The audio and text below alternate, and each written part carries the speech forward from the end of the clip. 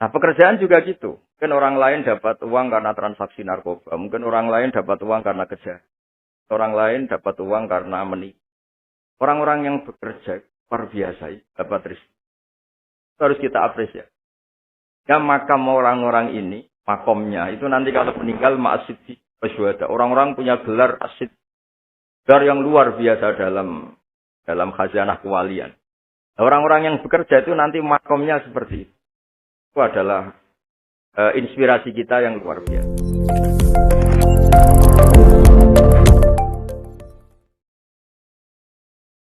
Saya tidak akan memberi nasihat banyak, tapi saya punya filosofi tentang tenaga kerjaan.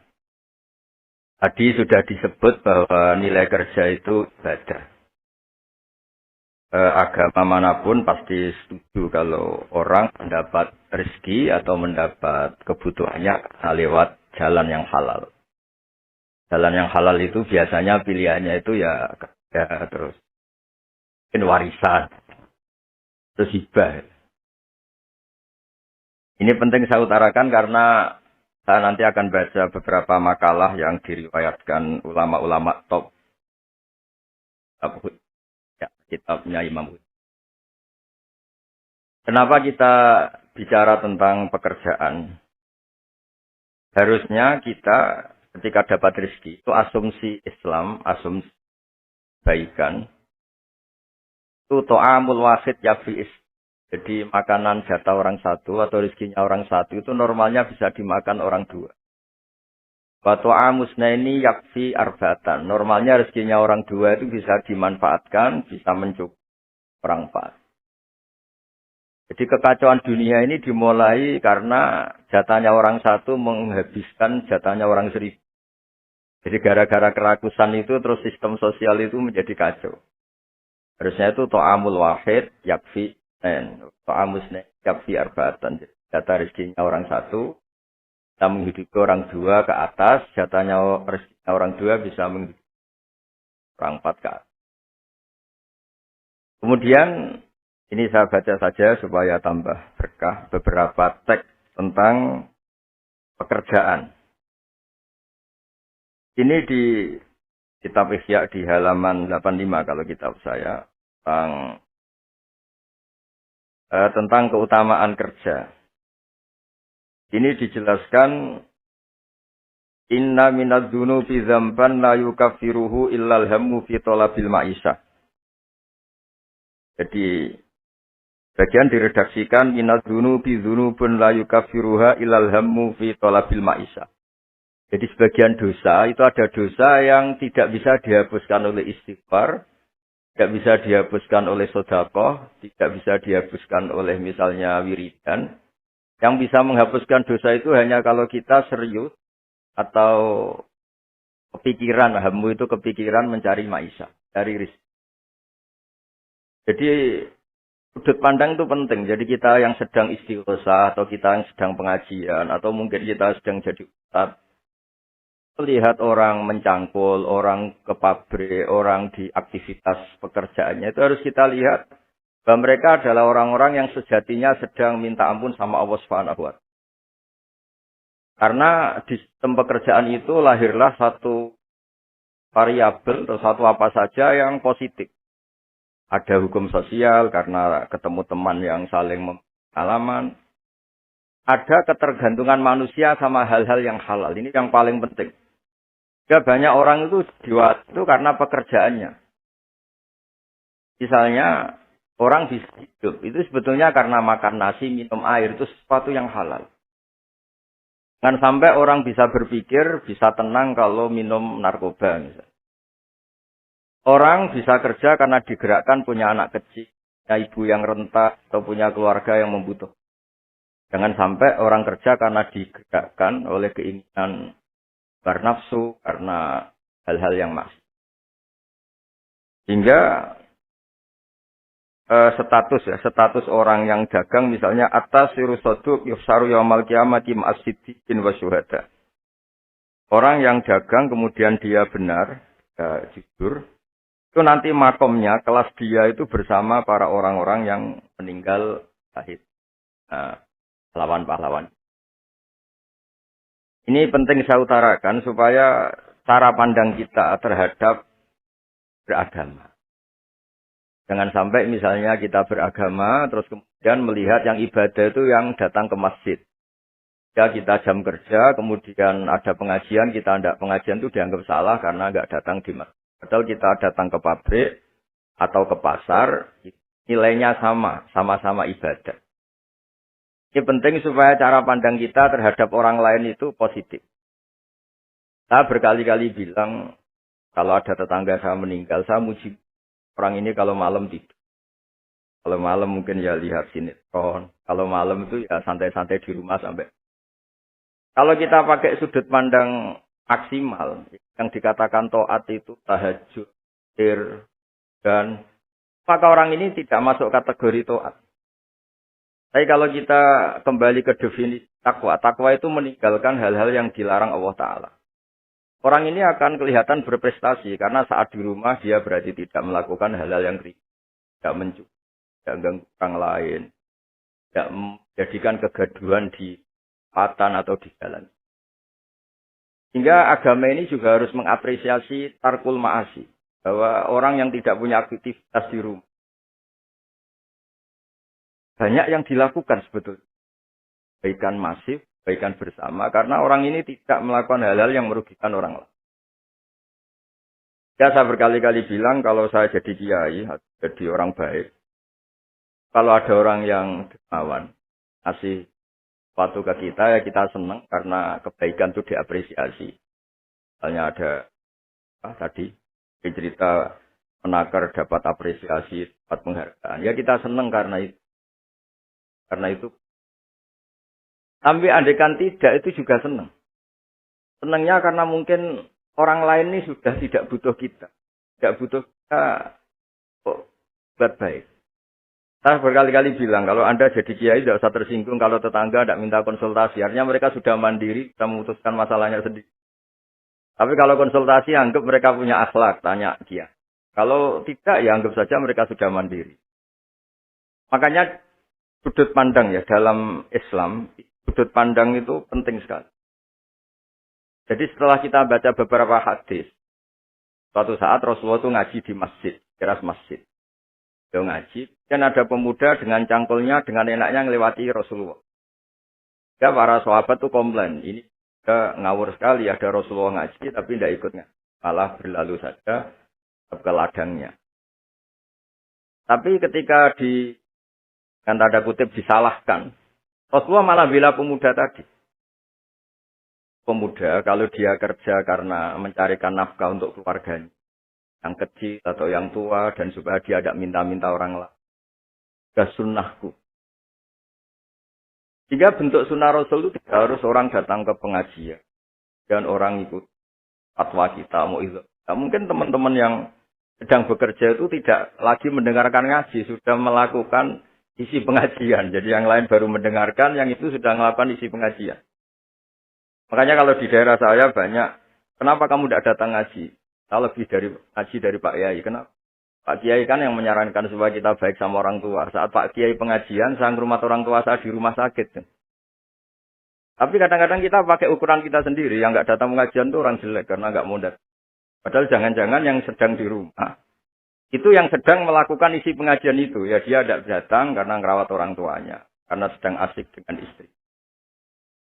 Harus disebut bagian dari kebaikan.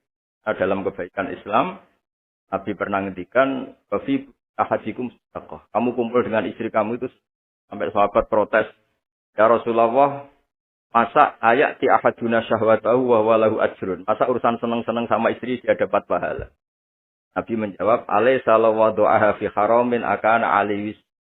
Kalau pelampiasan syahwat itu hal yang negatif atau yang haram, dia akan dosa. Ketika meletakkan yang benar, dia. Jadi pahala itu segampang itu. Orang asik dengan anaknya, dengan bercengkrama di rumah. Ya pahalanya besar. Karena saat itu berarti dia tinggalkan maksiat, dia tidak dengan. Nah pekerjaan juga gitu. Mungkin orang lain dapat uang karena transaksi narkoba. Mungkin orang lain dapat uang karena kejahatan. Orang lain dapat uang karena menipu. Orang-orang yang bekerja luar biasa dapat rezeki. Harus kita apresiasi. Ya makam orang-orang ini, makomnya itu nanti kalau meninggal ma'asiddi wasyuhada. Orang-orang punya gelar asid, gelar yang luar biasa dalam khazanah kewalian. Orang-orang yang bekerja itu nanti makomnya seperti itu. Itu adalah inspirasi kita yang luar biasa. Sehingga nanti kita tidak melihat orang lain itu, wah, wong kok kedudukan tok, orang orientasinya dunia tok, bekerja terus, ingin kaya raya. Ya wis kan. Kita tidak boleh berpikir. Karena apapun banyaknya harta di tangan orang-orang halal, tangan orang-orang baik, pasti efeknya bisa melahirkan pekerjaan, bisa melahirkan kemanfaatan. Dan Nabi kalau musim dagang itu, dari 10 rizki itu 9 berkahnya ada di pedagang. Karena kalau pedagang itu sekikir-kikirnya pedagang, dia harus mengeluarkan uang, bayar supir, bayar satpam, bayar yang ngirim jasanya, dan sebagainya. Ya uang tetap berputar.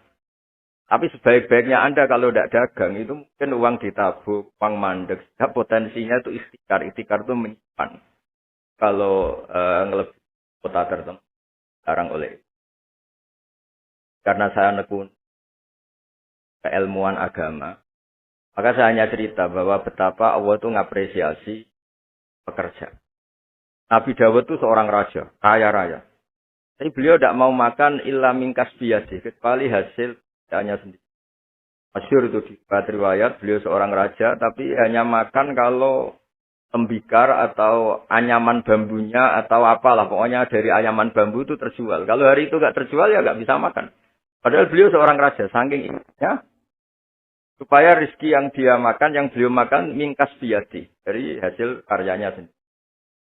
Banyak kiai-kiai guru kita yang secara lahir kaya. Tapi yang untuk dirinya itu sekadar.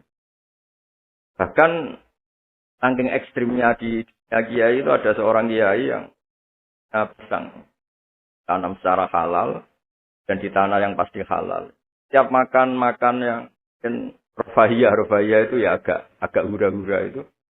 Kafaroi dengan makan pisang itu. Satu pisang dibagi-bagi dan dianggap kafaroh. Nah kenapa cara-cara publik itu banyak rofahiyah? Rofahiyah itu begitu. Mungkin kalau kita kiai kecil, atau tokoh kecil, atau siapa saja yang nasibnya kecil. Mungkin kita muassis, kita pendiri. Misalnya ada kiai kecil, kampung tertentu, dia pendiri. Tapi mungkin setelah kita jadi kiai besar itu, jauh diundang masjid itu. Dan kemudian posisi kita mendapat. Yang menjadikan kita harus tawadhu. Seperti tadi syairnya Mbah Mus tadi. Tapi ketika kiai kecil, pendiri masjid, tanah kita dipakai masjid. Setelah kita kiai besar kok dapat uang dari masjid. Mungkin karena kita kuliah tidak pati pinter itu, kelasnya jadi tokoh di pedalaman. Akhirnya kita mungkin, apa di situ yang manfaat? Pikiran, air, apa yang manfaat. Kalau kita kepinteran malah jadi orang yang terus hanya dengan negara itu mendapat, bukan memberi. Nah hal-hal seperti ini harus jadi motivasi semua pekerja. Menteri juga mentalnya harus memberi. Pekerja juga mentalnya harus memberi. Maka dulu banyak negarawan kita bilang hubungan Anda dengan negara itu sejauh mana Anda memberi sama negara ini. Dan berpikir sejauh mana negara ini memberi kepada kita. Itu yang diajarkan guru kita, orang-orang kita, bahwa hubungan kita dengan negara, dengan orang lain itu yunfikun. Yunfikun itu berkontribusi. Hingga saya ini termasuk kiai yang kalau ketemu orang yang terlalu baik sama saya ini saya sungkan. Karena hubungannya saya mendapat. Tapi kalau ketemu orang yang lebih lemah mungkin saya lebih pede. Karena hubungan kita ini memberi. Itu yang diajarkan al-yadul yasir. Bahwa tangan yang atas lebih baik ketimbang tangan di bawah. Makanya saya mohon menterian, semuanya lah. Kita hubungan dengan bangsa kita, dengan masyarakat kita, dengan rakyat kita. Hubungan kita hubungan memberi, bukan hubungan mendapat. Bahwa secara aturan atau secara kultur, karena kita pejabat, kita kiai mendapat itu ya rezeki dari Allah yang kita terima. Cara syukur. Tapi sebetulnya komitmen kita sebagai bangsa, komitmen harus dicatat. Karena Islam mengajarkan ma'aliyal umur. Mental-mental yang mulia. Mental mulia itu ya mental heroik, mental memberi, mental berkontribusi. Kan mental nyuwun hanya. Kan mental yang ma'aliyal umur. Kan mental yang saya mohon ini mungkin ya harus saya sampaikan karena memang Supaya orang itu melihat bahwa pejabat itu mikir kita, mikir negara. Dan juga gitu, kiai juga. Makanya harus diartikan mereka itu berkeras untuk. Kalau kita orang yang mungkin agak nyun sewu, agak dengki atau agak hasut, berpikirnya tuh enak jadi pejabat, enak jadi gitar, enak jadi ini. Itu jadi kita repot. Makanya tunjukkan bahwa kita adalah orang yang hero, orang yang berkonten, orang yang khairunas anfa'uhum. Yang terakhir, karena tadi banyak yang baca puisi, banyak saja dan saya senang sekali, tapi saya mau cerita tentang keunikan dunia-dunia wali. Itu ada seorang wali jadi pegawai penjaga kebun. Padahal seorang wali, dia penjaga kebun anggur. Jaga kebun anggur, karena dia wali hanya jaga aja. Tahun-tahun dia jaga di situ, mungkin 10 tahun. Suatu saat majikannya datang. Saya ambilkan anggur terbaik, yang paling manis. Karena dia agak pengalaman ngambil yang merah merona. Yang tidak kehitam-hitam diambil. Ternyata kecut sekali. Asam sekali. Majikannya marah-marah. Kamu kerja di sini 10 tahun tidak pengalaman. Harusnya kamu bisa membedakan mana yang manis, mana yang masih masam. Ya, saya ini kan kiai, jadi tidak pernah ngambil sesuatu yang tidak hak saya. Nah, kira-kira kalau Anda punya karyawan seperti itu tuh bingung apa enggak? Kalau dibilang khianat, tidak pernah khianat, tapi akhirnya nggak bisa disuruh karena nggak pengalaman. Barat Anda punya pembantu, ayo anterin saya tidak bisa nyuper. Mobil nganggur banyak kok tidak bisa nyuper. Saya tidak pernah gasap. Jadi itu memang apa ya? Jadi akhirnya terus majikan tadi, dah kamu jadi guru, saya jadi ustaz, kamu nggak pantas jadi kerja kata terus akhirnya. Dan ternyata tadi termasuk wali besar yang hajana kuali kerja 10 tahun di sama sekali nggak pernah makan. Suatu saat majikannya datang minta diambilkan anggur terbaik. Jadi dia ngambil sekenanya yang dikira baik. Terus ternyata itu kecut sekali, masam sekali. Gak dimarahin karena dia nggak pernah sama sekali batungan. Dia merasa kualitas ya dijaga, amanah dijaga, tapi komitmen terhadap kebaikan bersama karena kalau kita bangkrut yang sakit ya pangan saja, bukan kemenaker saja. Kalau negara ini kolab yang bingung nggak presiden saja, kita semua salah sebagai bangsa yang bersama ingin khairunas anfa. Katakan rahmatan. Semuanya enak, semuanya nyaman, karena kita semua kenal Bismillahirrahmanirrahim. Ketika menyebut Allah pasti yang maha pengasih dan maha penyayang.